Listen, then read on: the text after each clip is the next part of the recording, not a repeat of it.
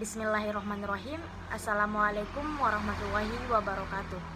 Perkenalkan, saya Nur Suci Andriani dengan NIM 2104075110006 dari kelas BC211, ingin menjelaskan tentang individu dan masyarakat dalam proses sosial budaya, unit 4.3, aturan-aturan dalam bermasyarakat dan berbangsa.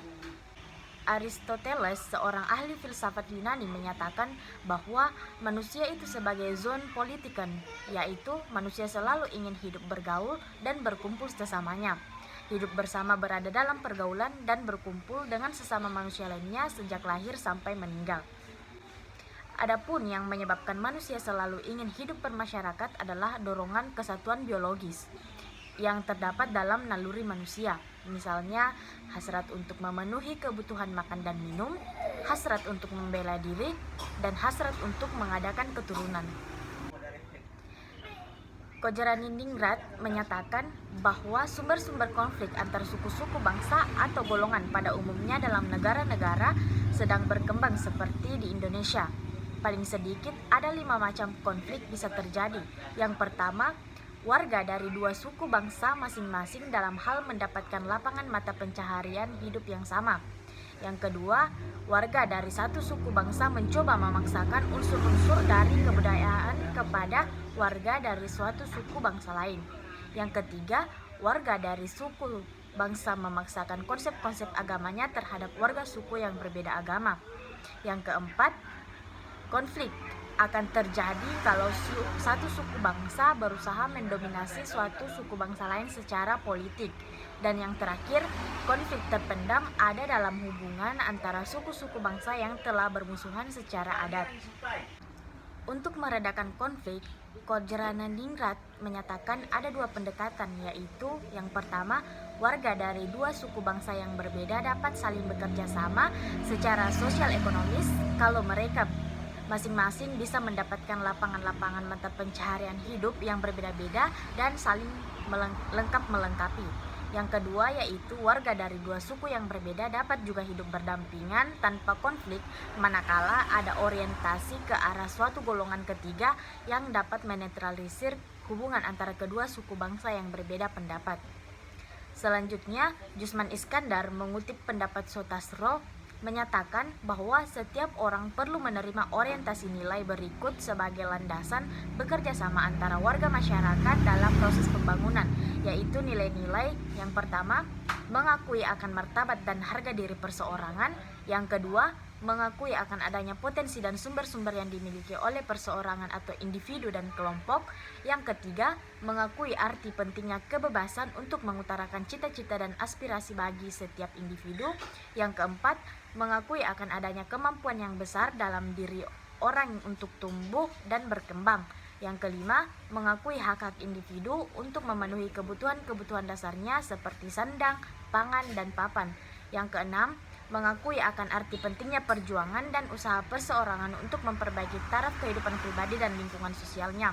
Yang ketujuh, mengakui akan hak perseorangan untuk memperoleh bantuan saat-saat ia mengalami kekurangan dan krisis. Dan yang terakhir, mengakui akan arti pentingnya organisasi sosial sebagai tempat atau media bagi individu untuk dapat mewujudkan tanggung jawabnya dan bersikap tanggap terhadap perasaan-perasaan orang lain. Perlindungan kepentingan tersebut di atas tercapai dengan terciptanya pedoman atau peraturan hidup yang menentukan bagaimana manusia harus bertingkah laku dalam masyarakat agar tidak merugikan orang lain dan dirinya sendiri. Pedoman, patokan atau ukuran bersikap dalam kehidupan bersama ini disebut norma atau kaidah sosial. Kaidah sosial pada hakikatnya merupakan suatu rumusan pada pandangan tentang perilaku atau sikap yang seyoginanya dilakukan atau tidak dilakukan, yang dilarang dijalankan atau harus dijalankan. Dengan kaidah sosial ini, hendaknya dicegah gangguan-gangguan terhadap kepentingan manusia. Agar dapat dihindarkan bentrokan antar kepentingan, akan diharapkan terlindungan kepentingan-kepentingan manusia. Kaidah sosial ini ada yang berbentuk tertulis dan ada yang berbentuk lisan, yang merupakan kebiasaan yang diteruskan dari generasi ke generasi lainnya secara turun-temurun. Manusia dapat hidup bermasyarakat karena ia dapat mengendalikan perilakunya. Tanpa pengendalian dan kesadaran untuk membatasi perilakunya yang disesuaikan dengan kehendak umum atau kaidah sosial, maka kehidupan bermasyarakat tidak akan ada. Thomas Hobbes pernah menyatakan bahwa tanda adanya kesadaran di atas, maka manusia akan bersifat serigala terhadap sesamanya, Homo homini lupus. Dalam hal ini, mereka yang kuat selalu bersifat rakus, tamak, dan selalu berusaha untuk mengalahkan dan menguasai yang lemah. Keadaan tidak stabil dalam masyarakat karena konflik antar kelompok golongan lain memerlukan kestabilan, maka harus ada tata tertib atau diperlukan berbagai aturan hidup yang dinamakan norma atau kaidah sosial. Norma atau kaidah merupakan ketentuan atau peraturan-peraturan yang memberi batasan dan kebebasan kepada sesama anggota masyarakat dan bagaimana hubungan antara seseorang anggota masyarakat dengan anggota masyarakat lainnya dalam pergaulan hidup bersama. Norma atau peraturan hidup itu mulai tumbuh sejak manusia mengenal hidup bermasyarakat, pertumbuhan dan perkembangannya. Secara umum, norma-norma yang berlaku di masyarakat dapat diklasifikasikan sebagai berikut. Yang pertama, norma agama. Ajaran agama atau kepercayaan yang masuk atau tumbuh dalam masyarakat sangat menunjang tegaknya tata tertib kehidupan bermasyarakat. Perintah dan larangan yang dikembangkan oleh ajarannya akan menebalkan iman setiap penganutnya untuk mematuhi segala perintah dan larangannya seperti diajarkan oleh agama demi keselamatan hidup manusia. Menurut Sudikno Martokusumo, yang dimaksud dengan kaidah kepercayaan atau keagamaan ditunjukkan kepada kehidupan beriman. Kaidah ini ditunjukkan terhadap kewajiban manusia kepada Tuhan dan kepada dirinya sendiri. Sumber atau asal kaidah ini adalah ajaran-ajaran agama atau kepercayaan yang dianut oleh pengikutnya dianggap sebagai perintah Tuhan. Dikarenakan sumber kaidah ini adalah ajaran agama yang berasal dari Tuhan, manakala penganut agama yang tidak mematuhi perintah dan larangan dari Tuhan yang Maha Esa atau kaidah-kaidah yang ditentukan oleh agamanya akan merasakan sanksinya, bahwa keingkaran atau dosa yang bersangkutan atau memperoleh kutukan dan hukuman dari Tuhan, maka yang bersangkutan akan senantiasa berusaha berbuat baik dalam menjalin hubungan dengan sesamanya, sesuai dengan apa yang diperintahkan oleh Tuhan yang Maha Esa. Manakala kaidah agama dapat dilaksanakan dengan baik dan konsekuen, maka sudah dapat dipastikan dalam kehidupan masyarakat akan dijumpai suasana damai dan tertib yang dilandasi oleh nilai-nilai keimanan dan ketakwaan. Hal ini juga akan mencerminkan suasana pergaulan hidup yang religius di masyarakat. Yang kedua yaitu norma kesopanan. Norma kesopanan menurut Kansil merupakan peraturan hidup yang timbul dari pergaulan segolongan manusia. Peraturan-peraturan itu ditaati sebagai pedoman yang mengatur tingkah laku manusia terhadap manusia yang ada di sekitarnya. Kaidah kesopanan dalam implementasinya sehari-hari di masyarakat sudah barang tentu amat subjektif sifatnya. Jadi apa yang dikatakan sopan atau tidak sopan suatu atau kelompok masyarakat tertentu belum tentu akan dikatakan sopan atau tidak sopan oleh masyarakat lain. Jadi di sini sifatnya amat relatif. Misalnya kita berjalan di suatu gang dan melewati orang yang ada di gang tersebut.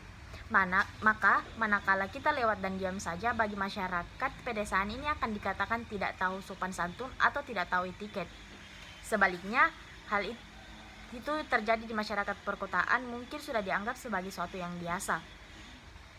Sumber dari norma sopan santun ini terlepas dari kebiasaan yang berlaku di masyarakat, sehingga sanksinya pun akan muncul dari masyarakat yang bersangkutan. Hanya di sini dijelaskan bahwa sanksi norma kesopanan ini tidaklah terlalu keras dan biasanya hanya bersifat subjektif melalui gunjingan-gunjingan belaka. Selanjutnya dapat disebutkan contoh-contoh lain yang merupakan penerapan norma kesopanan, yaitu anak muda harus hormat dan sopan terhadap yang lebih tua, jangan meludah di depan orang apalagi kalau orang sedang makan, berikan kesempatan kepada wanita yang sedang hamil atau sudah tua untuk duduk baik dalam bus atau kereta api dan sebagainya. Norma kesopanan ini tidak mempunyai lingkungan pengaruh yang luas jika dibandingkan dengan norma agama dan atau yang lain. Yang ketiga yaitu norma kesusilaan.